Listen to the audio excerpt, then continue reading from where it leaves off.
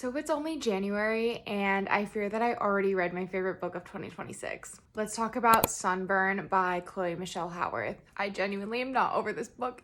This book follows Lucy, who is a high school girl who grows up in a small town in Ireland called Crossmore, and the town is very Catholic and her family is extremely religious and conservative, and she's going through high school already having to deal with high school girl things like the Debs, exams, and what she's going to do after school.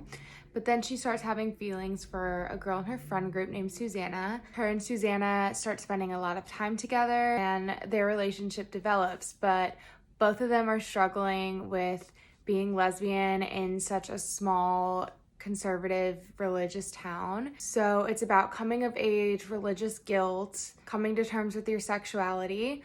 One thing that I really noticed was that it did not feel like a 30-year-old author was writing from a 15-year-old girl's perspective. It very much felt like it was from a 15-year-old girl's perspective, just the way that she was talking about things and the way that she was noticing things and talking about boys, which I always think is so impressive when an author can do that.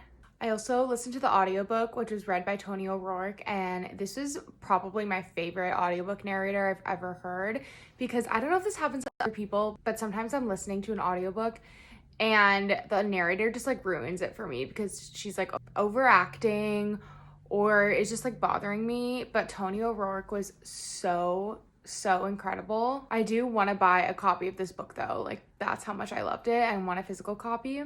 Also, the author described such mundane things like habits, descriptions of people, places, and settings that I just like totally felt like I was transported to Ireland. I literally made a Pinterest board of the aesthetic of this book because it was so visual for me, and I just want to see an on-screen adaptation in either a movie or a miniseries so badly. Writing was so gorgeous. The story is so heart-wrenching and relatable.